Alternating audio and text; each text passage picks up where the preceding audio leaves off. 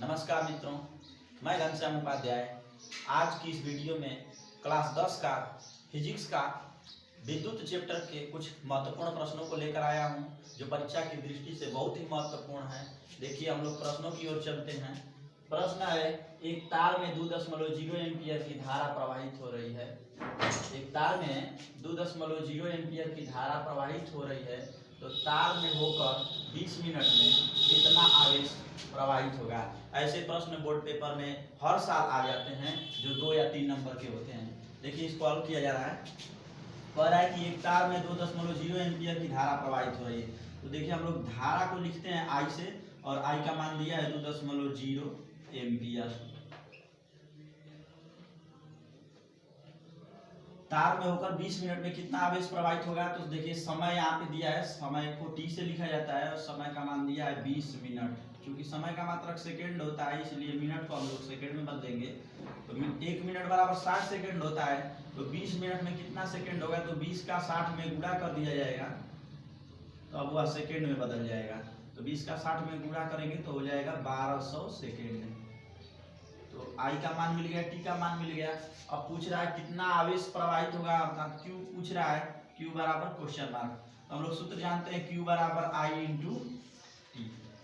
तो क्यू निकालेंगे तो क्यू बराबर आई का मान रख देंगे 2.0 और गुणे टी की जगह पर रख देंगे 1200। दशमलव के बाद देखिए, जीरो का कोई वैल्यू नहीं होता, इसलिए 2 गुणे 1200, तो 1200 गुना 2400। और आवेश का मात्रक क्या होता है, तो कूलाम। इस प्रकार से आपको आंसर हो जाएगा। अगला प्रश्न है, तांबे के एक तार से होकर 50 गुणे 10 के पावर 18 मुक्त इलेक्ट्रॉन प्रति सेकंड प्रवाहित हो रहे हैं। चालक में धारा का मान ज्ञात कीजिए। देखिए, फिजिक्स के सवालों में उसे हल करने के लिए जो भी मान दिया होता है क्वेश्चन में, सबसे पहले उसको हम लोग नोट करते हैं। जो ही मान रखेंगे वो ऑटोमेटिक पता चल जाएगा कि हमें किस फार्मूले पर रख करके इसका मान ज्ञात करना है। देखिए, यहाँ पे कह रहा है कि तांबे के एक तार में 50 गुणे 10 के पावर 18 मुक्त इलेक्ट्रॉन, यानी मुक्त इलेक्ट्रॉन यानी इलेक्ट्रॉनों की संख्या दिया है यहाँ पे, n बराबर 50 गुणे 10 के पावर 18। और कह रहा है कि प्रति सेकंड प्रवाहित हो रहा है, यानी टाइम बता रहा है कि प्रति सेकंड का मतलब 1 सेकंड में प्रवाहित हो रहे हैं। तो t बराबर लिख देंगे 1 सेकंड। अब कह रहा है कि चालक में धारा का मान ज्ञात कीजिए। तो धारा को हम लोग I से लिखते हैं, और I का मान पूछ रहा है इसमें। तो देखिए, I बराबर क्या सूत्र होता है, धारा बराबर Q/T। तो यहाँ पे Q का मान दिया है, नहीं दिया है। T का मान तो दिया है, लेकिन Q का मान नहीं दिया है। तो सबसे पहले हम लोग Q ज्ञात करेंगे। तो Q ज्ञात करने के लिए फार्मूला है Q बराबर n इंटू ई, जहाँ n क्या है तो इलेक्ट्रॉनों की संख्या है, और E क्या है तो इलेक्ट्रॉन पर आवेश है। तो यहाँ लिखेंगे Q बराबर n की जगह पर रखेंगे 50 गुणे 10 के पावर 18 और गुणे E, तो इलेक्ट्रॉन का आवेश है, जिसका मान रखेंगे 1.6 गुणे 10 के पावर -19। अब क्या करेंगे, तो 50 का 1.6 में गुणा करेंगे। देखिए, 16 0 0 और 16 5 80, और 0.1 अंक पर लग जाएगा, तो 80.0 गुणे 10 के पावर। देखिए, जब आधार बराबर होता है तो घात जुटता है, तो 10 पर 18 और 10 पर -19, तो ये जुटेगा तो 10 के पावर कितना हो जाएगा, -1 हो जाएगा।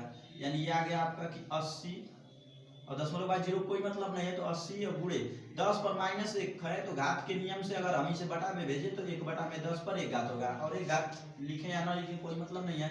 तो देखिए, 0 से 0 ये कट जाएगा, तो 8 एकम 8, यानी Q का मान कितना मिल जाएगा, 8 कूलाम। और जब आवेश का मान मिल गया तो धारा का मान हम लोग आसानी से ज्ञात कर सकते हैं। देखिए, धारा बराबर सूत्र होता है I बराबर Q/T।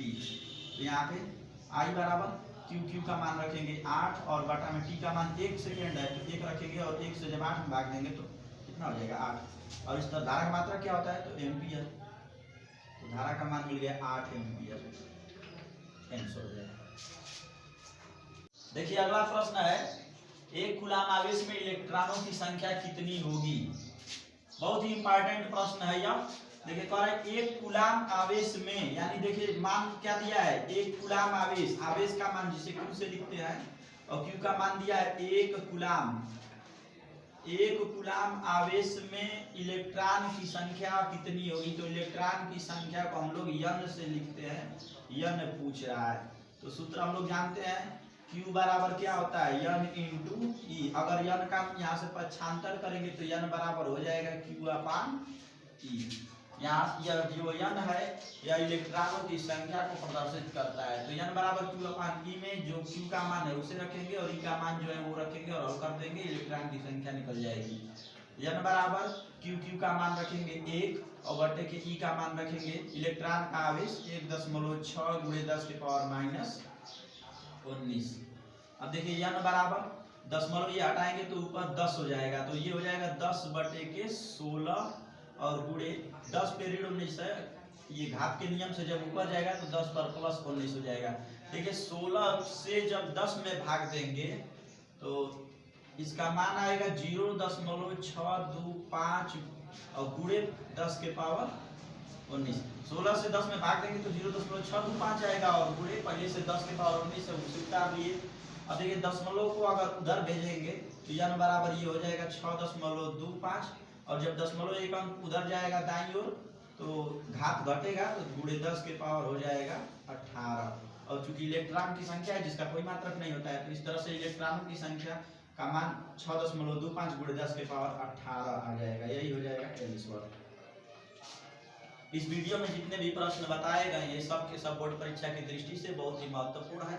अगर आप ऐसे ही और भी वीडियो पाना चाहते हैं तो हमारे चैनल को लाइक शेयर एवं सब्सक्राइब अवश्य करिए।